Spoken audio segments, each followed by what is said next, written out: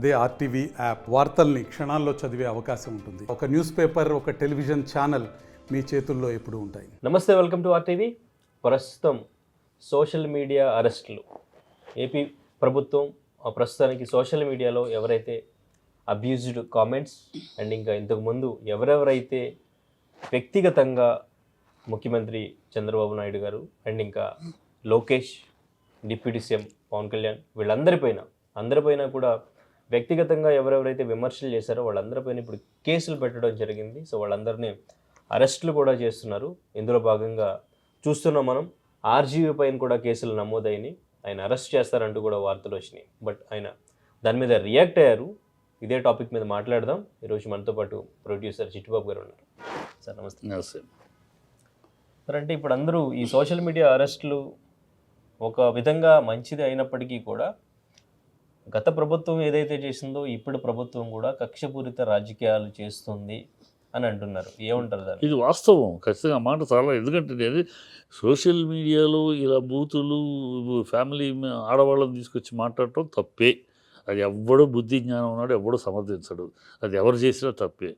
ఈ ప్రభుత్వం ఆ తప్పును సరిదిద్దాలి, అలాంటివి జరగకుండా చూడాలి అని అంటే ఏం చేయాలి? అలా మాట్లాడిన అందరి మీద కేసులు బుక్ చేసి అందరికీ ఒకే రీతిలో చూస్తే అది జరిగేది. అలా కాకుండా మీరు వన్ సైడెడ్గా చేస్తాం వల్ల దానికి నిబద్ధత లేకుండా పోతుంది. వన్ సైడ్ ఇప్పుడు పోసాని కృష్ణమురళి మాట్లాడాడు, నోటీస్ ఇచ్చారు. ఇతను మాట్లాడాడు, నోటీస్ ఇచ్చారు. సంతోషం. మరి ఆనం వెంకటరెడ్డి రోజాని గురించి మాట్లాడిన దానికి నోటీస్ ఇవ్వండి. మరి హోమ్ మినిస్టర్గా ఉన్న అనిత అంతకుముందు ఎన్నికల టైంలో విజయమ్మ అని పిలుస్తారు, భారతమ్మ అని పిలుస్తారు. వాళ్ళని అమ్మ అని పిలిచే మీ నాన్నకి, ఆయన పిలిచే వాళ్ళ నాన్నలకిను వాళ్ళకి ఏంటి సంబంధం? ఆలోచించండి, మనం ఆలోచించాలి. అంది ఎంతటి మాట, అది ఎంత దారుణమైన మాట. అది రాజారెడ్డి పుట్టింది వాళ్ళ నాన్నకి రెండో పెళ్ళానికి పుట్టాడు. సో ఆయనకి పుట్టినవాడు రాజశేఖర రెడ్డికి పుట్టినవాడు నువ్వు, మీది సంకర సంతానం అన్న మాటకి ఏమనాలి? అందరూ పెట్టండి. బోషడీకి అని నేరుగా టీవీలో మాట్లాడిన వ్యక్తిని ఏమనాలి? అది తప్పులు కాదా? అవి బూతులు కాదా? అప్పుడు వాళ్ళు గవర్నమెంట్లోనే ఉన్నారు కదా, వాళ్ళు యాక్షన్ తీసుకోవాలి. ఎందుకు తీసుకోవాలంటే దీంట్లో చట్టపరంగా ఎవరు కంప్లైంట్ ఇవ్వాలి అక్కడ విషయం అది. మొన్న దీంట్లో కూడా నాగార్జున విషయంలో కూడా కోర్టు ఏముంది, వాళ్ళు ఎవరిలో జర్నలిస్టులు కంప్లైంట్ ఇచ్చారు, కేసు ఫైల్ చేశారు. ఏమని? వేణుస్వామి నాగార్జున చైతన్య కుటుంబానికి పరువు నష్టంగా మాట్లాడాడు పెళ్లి విషయంలో, వాళ్ళకి పరువు పోయింది. దాంట్లో ఏముంది కోర్టు? మీరెవరో అని అడిగింది. మీరెవరో, అతను పెట్టాడు ఎవరు, పెట్టింది బాధితులు ఎవరు? నువ్వా బాధితులు? నీ పేరు ఏమైనా ఉందా? నిన్ను గురించి ఏమైనా రెఫర్ చేశారా? లేదు కదా. రెఫర్ చేసి ఎవరి గురించి ఎవరి కుటుంబాన్ని గురించి రెఫర్ చేసామంటే వాళ్ళు పెట్టనివ్వండి కేసు. బాధితులు వాళ్ళు, నువ్వెవడు వాళ్ళ తరఫున కేసు పెట్టడానికి, హూ ఆర్ యూ అని చెప్పి దొబ్బులు పెట్టి దాంతో వాళ్ళు వెనక్కి వెళ్ళిపోయారు.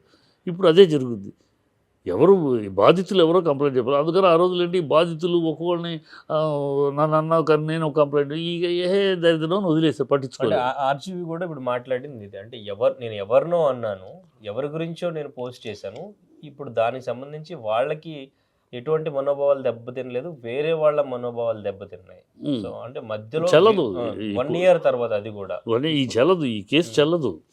అందుకనే అతను ఏంటంటే చల్లకపోయినా వీళ్ళు ఏంటంటే ముందు తీసుకెళ్ళిపోయి పోలీస్ స్టేషన్ తీసుకెళ్ళిపోయి చేయాల్సిన అవమానము, చేయాల్సిన ఇన్సల్ట్ ఇది చేసేద్దానికి రాక్షస క్రీడ, ఒక సొనకానందం పొందటానికి వీళ్ళు ప్లాన్ చేస్తున్నారు. చెప్తే అది అతను దొరకడు. కోర్టు ప్రకారం తెచ్చుకుంటాడు. వాళ్ళు డిజిటల్ టెక్నాలజీ ఎందుకు తీసుకొచ్చారు పోలీస్ స్టేషన్స్లో? ఎందుకు డిజిటల్ టెక్నాలజీ తీసుకొచ్చారు? ఊరికి నేర్పించే డబ్బులు ఎక్కువ కదా దేశానికి. ఇలాంటివన్నీ జరగకుండా ఉండడం కోసమని virtual enquiry, just we are coming for enquiry అనే దానికి, ఎంక్వైరీకి మీరు రావక్కర్లేదు, వాళ్ళు పోలీస్ స్టేషన్ రావక్కర్లేదు. ఎంక్వైరీ మీరు వర్చువల్గా ఎంక్వైరీ చేయండి. ఎంక్వైరీ చేయడం కోసమే ఆ సిస్టమ్ తీసుకొచ్చి వర్చువల్ చేయండి. ఎంక్వైరీ చేసినాక మీకు సాక్ష్యాధారాలు బలంగా ఉన్నాయి, మీకు ప్రాథమిక సాక్ష్యాధారాలు ఎంక్వైరీలో మాకు తెలిసింది, ఇతను ఇంటర్వ్యూ చేసాం దొరికింది అంటారా, కోర్టుకి సబ్మిట్ చేయండి report, we'll give an order, you can go for with warrant and arrest. అంటే డిజిటల్గా విచారణ అంటే ప్రతి ఒక్కరికి వర్తిస్తుంది అంటారు అది. ఎవరికైనా వర్తిస్తుంది. ఎవరిని అరెస్ట్ చేయాల్సిన పని లేదు, విచారణకి రావాల్సిన పని లేదు, విచారణ నేరుగా పర్సనల్గా రావాల్సిన అవసరం లేదు, వర్చువల్గా. ఇవాళ వర్చువల్ అనేది ఏంటి, కామన్ మ్యాన్ కూడా అలా. ఎస్, ప్రతి సిటిజన్కి, ప్రతి పౌరుడికి చట్టం ఇస్తున్న రక్షణ ఇది, ప్రతి పౌరుడికి. ఇప్పుడు లేబర్ క్లాసులో వాళ్ళకి వర్చువల్కి అవకాశం ఉండదు కనుక వాళ్ళు వచ్చేస్తారు. కొంచెం జ్ఞానం లేక, విషయ పరిజ్ఞానం లేక కొంతమంది వెళ్ళిపోతారు. పోలీస్ స్టేషన్కి వెళ్ళాల్సిన అవసరం ఏది, నువ్వు రేపా రాలేని పరిస్థితి ఉంటే తప్ప, అంతే, రాలేని పరిస్థితి అవ్వచ్చు. ప్లస్ విచారణ అనేది కాదు, కేసుకు సంబంధించి రాలేని పరిస్థితి ఒకటే కాకుండా కేసు, మర్డర్ కేసా, రేప్ కేసా, ఇంటర్నేషనల్ స్మగ్లింగ్ కేసా, ఇలాంటి వాటికి నేను రాలేను అంటే కుదరదు. ఇలాంటి పెద్ద ఘోరమైనది. ఈ సోషల్ మీడియా కమెంట్స్ మీద ఇట్స్ నాట్ హీనస్ క్రైమ్ కాదు, అది హీనస్ క్రైమ్ కాదు. వీటికి ఎంక్వైరీ, నువ్వు అనుమానించు, ఇతను నువ్వు ఎవరిని, ఎస్ నేను అన్నాను, ఈ రీజన్ తోటి నేను అన్నాను, ఈ మాటను బట్టి అన్నాను, అతను వాళ్ళ మాట ప్రభుత్వం ఉన్నారు కనుక ప్రభుత్వం. ఈ రాజకీయ విమర్శ పైగా ఇది రాజకీయ విమర్శల్లో, రాజకీయ క్రీడల్లో అలా అయితే అసలు మోడీ గారు ఒక 100 కేసులు ఇవ్వాలి. మోడీ గారు రాహుల్ గాంధీ మీద, సోనియా గాంధీ మీద, కాంగ్రెస్ నాయకుల మీద ఒక 100 ఇవ్వాలి. అది ఎన్ని రకాలు మాట్లాడారు మోడీని. సో రాజకీయం అన్నది కాక రాజకీయాల్లో వ్యక్తిగతాలు ఉండవు. Once you become a public figure, ఇప్పుడు సినిమా వాళ్ళకి రాజకీయాలకి ఏంటి, సినిమా వాడు ఎన్టీఆర్ గారు అంటారు, ఎవడన్నా ఎన్టీఆర్ అంటాడు. ఎందుకంటాడు, వాడు సినిమా వాడు అంతే. నువ్వు సినిమా వాడు కనుక నువ్వు గారు అనాలి. నువ్వు అంత పెద్ద నువ్వు గారు అంటావు, నువ్వు చిన్నపిల్లాడు ఎన్టీఆర్ అంటావు, కిట్టిగాడు అంటావు, శోభిగాడు అంటావు, నాగ్గాడు అంటావు. నువ్వు తప్పు, మమ్మల్ని కించపరుస్తున్నారంటే ఎట్లా అది? When you are become a public figure, when you are become in public life, ఇక నా వ్యక్తిగతము, నా సొంతము, నా గౌరవం లేదు. పబ్లిక్ వచ్చినాక యూ హ్యావ్ టు ఫేస్. రాళ్ళు వచ్చినా పడాలి, పూలు వచ్చినా పడాలి. నాకు పూలే పడాలి, రాళ్ళు పడితే నేను అంగీకరించాలంటే కుదరదు. కనుక ఇది రాజకీయ విమర్శ. ఈ విమర్శ రాజకీయ విమర్శ. అసలు అన్నాడు, కారణం ఎంక్వైరీ చెయ్యి, ఎందుకు అన్నాడు. అతను అన్న దాంట్లో ఆధారం లేదు, సరిగ్గా లేదు. ఇంటెన్షనల్గా ఇన్సల్ట్ చేయడానికి, ఇంటెన్షనల్గా ఆయన పర్సనల్ లైఫ్ని బకాపరిచే విధంగా పరువు నష్టంగా చేశారు అని తేలితే అరెస్ట్ చేసుకో. వాది కోర్టులో అరెస్ట్ చేస్తారు, పనిష్మెంట్లు. కోర్టులో కూడా ఇలాంటి వాటికి ఏంటంటే అరెస్ట్ చేయరు. ఏం చేస్తారంటే క్షమాపణ చెప్పమంటారు. రాహుల్ గాంధీ లాంటి వాడు క్షమాపణ చెప్పి 2 సార్లు తప్పుకుంది, 3సారి అరెస్ట్ చేసి 2 సార్లు క్షమాపణ చెప్పాడు. క్షమాపణ చెప్పాడు. క్షమాపణ చెప్తావా లేకపోతే వారెంట్ ఇవ్వమంటావా అని అడుగుతాడు జడ్జి. అనేక సందర్భాల్లో రాహుల్ గాంధీ కాదు, అనేక విషయాలు వచ్చేది. నేను క్షమించమని క్షమాపణ కోరుతున్నానంటే అయిపోయింది. జైట్లీ విషయంలో క్షమాపణ కోరాడు కేజ్రీవాల్. అంటే ఆర్జీబీ విషయంలో కూడా ఇదే జరుగుతుందంటారా, క్షమాపణ కోరడానికి అంటారు. అంతే, జడ్జి అంటది. అంటే ఎప్పుడు వీళ్ళు ఎంక్వైరీ అయినాక, ఆఫ్టర్ ది ఎంక్వైరీ బిఫోర్ అంటే ఇప్పుడు అరెస్ట్ చేయడానికే చూస్తున్నారంటారా? అంతే, అరెస్ట్ చేసి అంటే ఏం చేయడానికి వాళ్ళు ఏంటంటే అరెస్ట్ చేసేసి అతన్ని అవమానపరచాలి, కింద ఇది చేయాలి, వాళ్ళ కక్ష సాధించుకోవాలి. అతను ఇది ఇలా అంతా చెయ్యాలి, పరువు తీసేసి అతను వీలైతే కుదిరితే 3rd డిగ్రీ మాస్కులు వేసుకొని 3rd డిగ్రీ ఉన్నాయి కదా సినిమాలు చూసే నిజాలు చూసి అవి ఏం చేయాలని వేసుకున్నారు. అసలు ఎవడు ఈ చట్టాన్ని పరిధిలో వస్తుందా ఈ కేసు? First point. నువ్వు చట్టం తెలిసిన వాళ్ళు చట్టంలోకి ఈ చట్టం పరిధిలోకి ఈ కేసు వస్తుందా? వాడినెవడో అన్నారు కందక నా మనసు బాధపడింది, శ్రీబాబు మనసు బాధపడింది కనుక వీడి మనసు బాధపడిందని మేము కంప్లైంట్ ఇస్తే అన్నది నిన్ను, నీకు బాధ లేదు, నువ్వేమో కంప్లైంట్ ఇవ్వట్లా. నిన్ను అన్నాడని నేను బాధపడ్డానని వాడు బాధపడ్డాడని వాడు కంప్లైంట్ ఇస్తారా? ఇది ఫోర్ఫెచ్డ్గా లేదు, చట్టంలో అసలు నిలబడదు ఇది.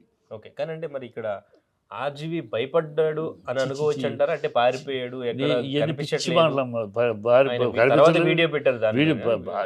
ఆర్జీవి భయపడేవాడు కాదు. ఇప్పుడు ఆర్జీవిని నేను అనేక విషయాల్లో సోషల్ మీడియాలో మిగతా విషయాల్లో తిట్టాను. ఏది బూతుల విషయాలు, అమ్మాయి కాళ్ళు నాకటాలు, ఇవన్నీ చాలా దరిద్రంగా నువ్వు విన్నావు, నేను ఎన్నోసార్లు తిట్టాను. ఓపెన్గా తిన్నాను, అతనితో కూడా ఫోన్ చేసి మరి ఏం పిచ్చి పనులను కూడా మాట్లాడాను. అవి అట్లా తిడతాం, అవన్నీ వేరు, సెన్సార్ లేదు, ఇష్టం వచ్చేది చేస్తాను. ఇది రాజకీయ విమర్శలు. మీరు ఎన్ని చేశారు, మీ పార్టీ ఎన్ని చేసింది, ఎన్ని మాట్లాడారు, మీరు మాట్లాడి ఎన్ని శుద్ధపూస మాటలును వేదాలును ఇతరులు మాట్లాడిన మాత్రం ఈ వివక్ష వద్దు. మీరు చేస్తారా, క్లీన్ చేయాలనుకుంటున్నారా, అందరినీ మొత్తం లిస్ట్ పెట్టుకుని అటు ఇటు ఏ పార్టీ సంబంధం లేకుండా, పార్టీలు అనే ప్రమేయం లేకుండా ఎవరెవరు ఇలాగూ బూతులు తీసుకొచ్చి మాట్లాడారు, ఫ్యామిలీని తీసుకొచ్చి మాట్లాడారు, అందరినీ ఈయన లోపల ఒక్కసారి ప్రక్షాళన అవుతుంది. అది వదిలేసి కేవలం కక్ష సాధింపు మీరు చేస్తే సంసారం, ఇతరులు చేస్తే వ్యభిచారం అన్నట్టు మీరు చేసిన బూతులు, మీరు చేసిన విమర్శలు వీడియోలు ఎన్ని ఉన్నాయి, నాకే ఉన్నాయి. నేను పవన్ కళ్యాణ్ నిలదీసినందుకు పవన్ కళ్యాణ్ డిబేట్లో పచ్చి అబద్ధం ఆడాడు పవన్ కళ్యాణ్.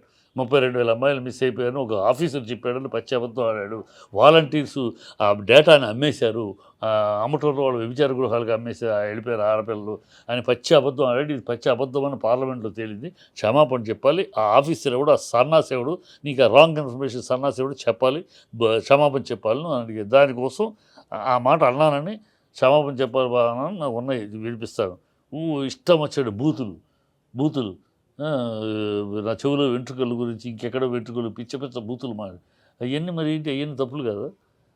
చెత్తనా గుడుకులు ఇది వాగుతున్నారని నేను వదిలేసి దాని గురించి పట్టించుకోలేదు. కానీ ఏడో వాగుతూ ఉంటాడు, ఏనుగు వెళ్తాడు, కుక్కలు మురుగులంటే కుక్కల మురుగుల కింద బాగా పట్టుకున్నది. అలాగా అప్పుడు పట్టించుకోలేదు.